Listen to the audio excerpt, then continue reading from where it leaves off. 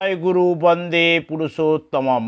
নাহং তিষ্ঠামি বৈকুণ্ঠে যোগিনাং হৃদয়ে নচ মদভক্তা যত্ত গায়ন্তি তত্ত্ব তিষ্ঠামি নারদ।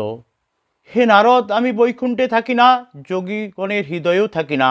আমার ভক্তগণ যেখানে গান করে সেখানেই বাস করি। পরমাত্মার বাণী কেমন? প্রাণমাতানো সুরে। একটু চেষ্টা করলে অমনি অন্তরে জেগে উঠবে। যেমন তেমন করে ভক্তি করিস তবেই জেগে উঠবে। ফলকথা তার স্মরণ মনন হলেই হলো। পুণ্যপথিতে এই কথা বলা আছে।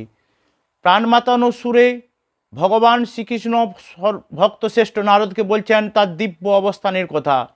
এই প্রাণ মাতানো সুরেই কীর্তন করতে হবে তার দয়ার কথা, প্রেমের কথা, লীলার কথা, আবেশের কথা, আশিসের কথা। তবেই তো হবে ভক্ত হৃদয়ে তার অবস্থান নিত্য শাশ্বত চিরন্তন পূর্ণ ঘন। পুরুষোত্তম শ্রীকৃষ্ণ পরম সাধ্য দার্শনিক তত্ত্ব, ঈশ্বর সর্বত্র বিরাজমান। এর এই প্রকৃত অর্থবহতা প্রকাশ করেছেন এখানেই। ভগবান এর এই প্রকৃত অর্থবহতা, ভগবান সবার অন্তরে আছেন একথা পরম সত্য। তবে তাকে যে ডাকে, তাকে যে খোঁজে, তার কাছে তিনি প্রকট হন। অর্থাৎ তারই সাধন ভজন করো, তাহারই সাধন করো। ভগবত ভক্তি এই সাধনার একমাত্র কীর্ত। তাই একমাত্র সাধ্য বস্তু হরিভক্তের, অন্য সাধন নেই, অন্য গতি নেই।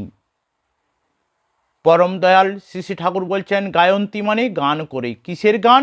বাঁচা বাড়ার গান। অর্থাৎ জীবন বর্ধন যাতে পরিপোষিত হয় বা শাশ্বত মঙ্গলের কথা। যেখানে আমার ভক্তরা সবাই মিলে এই গান করি, আমি সেখানেই থাকি, এই তিনি বলছেন। আর তার লক্ষণ এই আমারই মতো। এই যেমন মানুষের ভালো করা ছাড়া আমি থাকতেই পারি না, এর রকমই তিনি।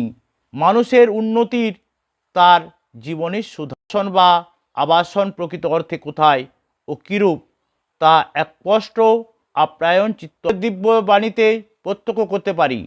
তিনি এই প্রসঙ্গে সহজতম কথায় বলেছেন, মানুষের অন্তরস্থ সুকেন্দ্রিক প্রীতি সিংহাসনেই ঈশ্বরের বসবাস। প্রীতিই হচ্ছে অন্তঃকরণে ঐশী দীপায়নার অমৃত সিংহাসন। ভক্তের অবলম্বন পুরুষ যখন অনুভূতির বিষয় হন, তখনই তো তার প্রকটের বিষয়টি বোধগম্য হয়। ঈশ্বর অনুধ্যানেই স্বার্থ পরায়ণ কর্মষ্ঠ উচ্যুত অনুরাগের ভক্তের হৃদয় তখন হৃদ্যবাক ব্যবহার চরিত্র নিয়ে ঈশ্বরের মহিমায় মহিমান্বিত হয়ে দীপ্ত হয়ে ওঠে। তখন এই ভক্তের সত্তা পুরুষ আবির্ভূত হয়ে উঠতে থাকেন। তখনই তার প্রতিটি কথা, প্রতিটি ভঙ্গি, প্রতিটি চলন প্রীতিপূর্ণ ভাবময়তার ঈশ্বরের গুণকীর্তন পরিপূর্ণ হয়ে থাকে। আর তখনই হয় ঈশ্বরের পূর্ণ প্রকাশ। মদভক্তা যত্ত জ্ঞান্তি এর মূল আধারেই তো ভক্তি, প্রীতি। একনিষ্ঠ ভক্তি ও প্রীতির তো ঈশ্বরের পূজার অর্ঘ্য।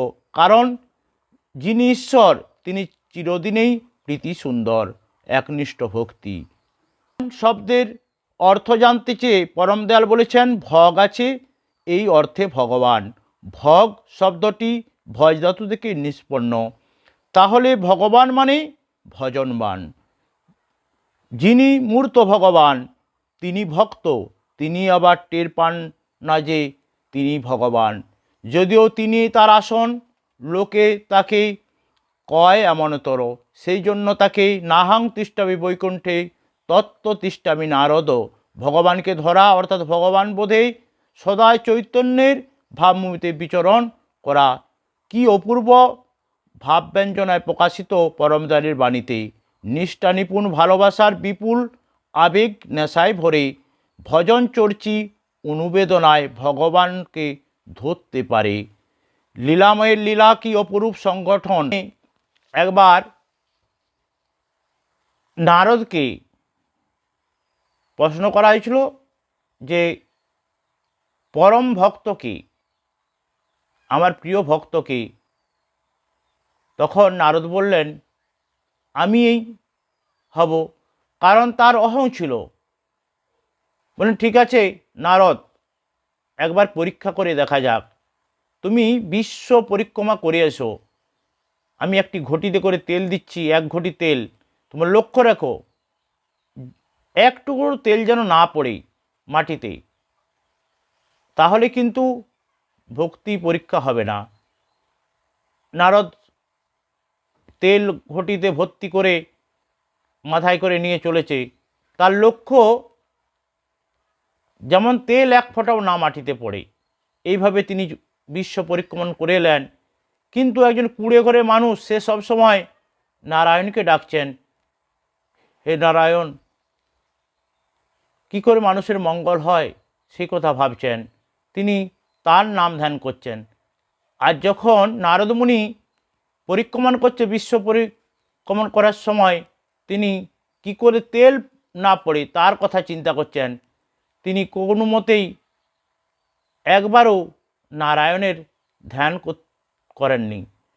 যখন ফিরে এলেন তখন বললেন, হে নারদ, তুমি তো তেল না ফেলে ফিরে এসছো, পথে যাওয়ার সময় তুমি কি একবারও আমার নাম করেছিলে? বলছে, আপনার নাম করার সময় পাবো কখন? আমি কখন তেল যাতে না পড়ে সেই দিকেই লক্ষ্য রেখেছি।